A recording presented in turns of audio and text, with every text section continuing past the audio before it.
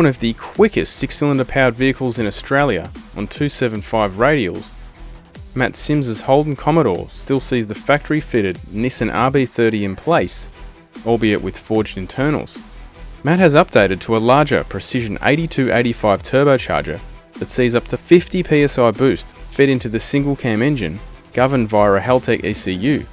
This is all backed by a TCE Torque converter and Pro 9 rear end, while Matt is also responsible for not only building the VL, but tuning it as well.